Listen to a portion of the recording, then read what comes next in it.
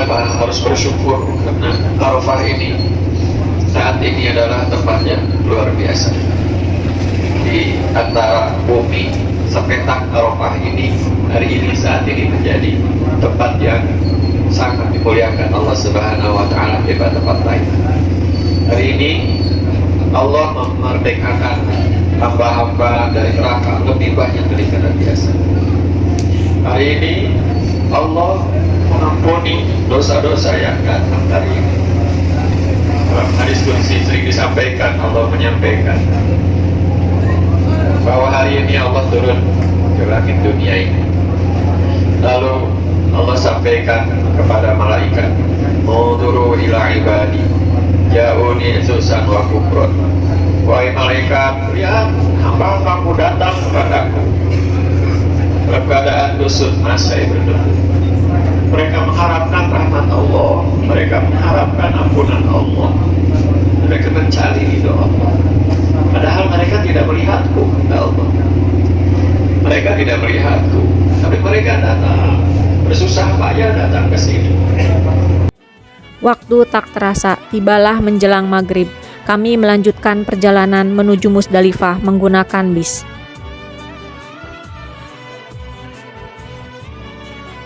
Jarak perjalanan dari Arafah ke Musdalifah sekitar 10 km. Musdalifah. Musdalifah adalah daerah terbuka di antara Mekah dan Mina, tempat persinggahan setelah menjalankan ibadah wukuf. Hamparan padang pasir luas tempat bermalam jamaah haji hingga waktu fajar tiba. Tempat untuk mengumpulkan batu kerikil yang akan digunakan untuk melempar jumroh pada keesokan harinya. Luas Musdalifah adalah sekitar 12,25 km persegi. Di sana terdapat rambu-rambu pembatas yang menentukan batas awal dan akhir Musdalifah. Jamaah haji bermalam di Musdalifah. Setelah melaksanakan wukuf di Arafah, bergerak menuju Musdalifah saat setelah terbenamnya matahari atau waktu maghrib. Di Musdalifah, jamaah haji melaksanakan sholat maghrib dan isya digabungkan dan dijama'. Semestinya perjalanan dari Arafah menuju Musdalifah hanya ditempuh beberapa menit saja. Namun karena antrian jamaah yang begitu banyak memasuki bis dan kemacetan yang tidak bisa dihindari, sehingga kami sampai di daerah Musdalifah kurang lebih 2 jam. Akhirnya kami tiba di daerah Musdalifah sekitar pukul 8 malam dan segera mengambil beberapa batu kerikil untuk digunakan lempar jumroh. Sejauh mata memandang, hanyalah manusia serba putih berjuta-juta orang dengan kain ihram lusuh melekat di badan berada bersama-sama bermalam di Musdalifah. Di tempat inilah Musdalifah, selain Mina, Arafah, dan Jamarot, di mana semua manusia sama, tidak ada perbedaan. Seperti sebuah miniatur padang mahsyar, manusia berjejer, ada yang duduk, tidur, gelisah, bahkan terkulai lemah. Semuanya terlihat capek lelah seharian di Arafah. Musdalifah adalah potret sebenar-benarnya manusia, datang dari Allah tanpa membawa apapun, dan pulang kelak kepada Allah juga tidak membawa apapun. Musdalifah adalah gambaran manusia yang lelah dan lemah.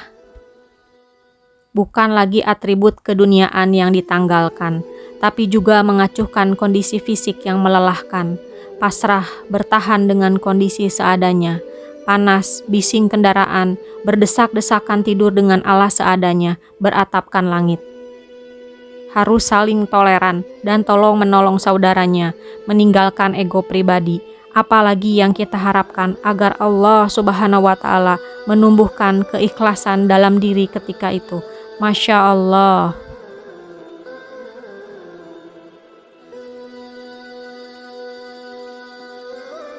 Setelah melewati tengah malam, kami bersiap untuk menuju kembali ke Mina. Setibanya di Mina, kemudian kami beristirahat dan melanjutkan untuk bersiap-siap menuju Jamarot. Jamarot. Jamarot adalah tempat melempar jumroh di kawasan Mina. Kompleks Jamarot ini terdiri dari 5 lantai, dengan jalur pejalan kaki yang terbesar dan merupakan kompleks pengembangan oleh Kerajaan Arab Saudi setelah banyak insiden yang merenggut ratusan nyawa pada tahun-tahun sebelumnya. Jamarot berasal dari kisah Nabiullah Ibrahim alaihissalam yang bermimpi diperintahkan untuk menyembelih Nabi Ismail alaihissalam putranya. Padahal Nabi Ismail adalah putra yang sangat diharapkan kehadirannya, karena setelah beranjak tua, istri beliau, Siti Hajar, barulah mengandung dan melahirkan Nabi Ismail alaihissalam. Mimpi tersebut disampaikanlah kepada putranya Ismail. Ismail tak ragu dan berkata, "Ayahku, lakukanlah perintahnya, aku akan bersabar." Setan menggodanya untuk mengurungkan niatnya. Bagaimana mungkin menyembelih anak kesayangannya sendiri? Namun kemudian Nabi Ibrahim mengambil dan melemparkan batu kecil ke arah posisi jumroh ula sekarang. Melihat usahanya tak kunjung berhasil, setan menggoda Siti Hajar.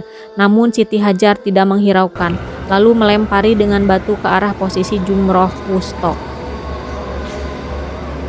Tetapi setan tidak patah semangat, kemudian menggoda Nabi Ismail. Namun tidak berhasil pula, kemudian menggenggam batu dan melemparkannya ke arah posisi Aqobah. Peristiwa ini adalah sebagai simbol kemenangan anak manusia terhadap setan, dan kemudian diabadikan dalam prosesi hajian. Melempar jumroh adalah bagian dari wajib haji yang harus dikerjakan oleh para jamaah pada tanggal 10-13 Zulhijjah. Kegiatan melempar jumroh dilakukan dengan melemparkan batu-batu kecil pada sebuah tiang yang dianggap sebagai perumpamaan setan atau iblis dan hawa nafsu. Bismillahirrahmanirrahim. Allahumma ij'alhu hajjan mabruran wa zamban magfuran. Ya Allah, jadikanlah melempar jumroh ini sebagai sarana untuk meraih haji mabrur dan dosa yang terampuni. Hadis riwayat Ahmad. Jumroh bagi saya adalah olahraga jalan kaki luar biasa. 4 km pergi, 4 km pulang. Artinya 8 km pulang pergi dan dijalankan selama 4 hari berturut-turut. Totalnya 32 km. Alhamdulillah merasakan nikmatnya berjalan kaki massal melewati terowongan Mina. Suatu pengalaman luar biasa jogging dengan trek jauh kalau bukan azam kuat untuk menyelesaikan kewajiban. Dan kalau bukan karena pertolongan Allah Subhanahu wa Ta'ala, mungkin tidak akan kuat.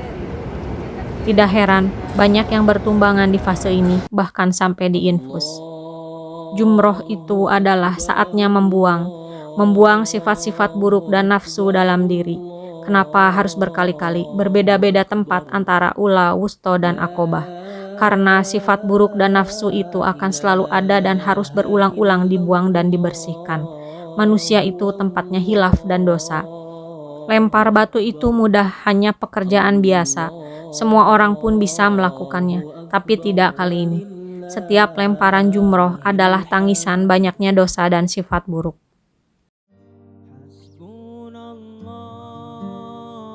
Tawaf Ifadah. Tawaf Ifadah atau disebut juga tawaf haji atau tawaf ziarah. Tawaf ifadah dilakukan setelah jamaah haji kembali ke Mekah dari pelaksanaan rangkaian wukuf, mabit, dan melempar jumroh.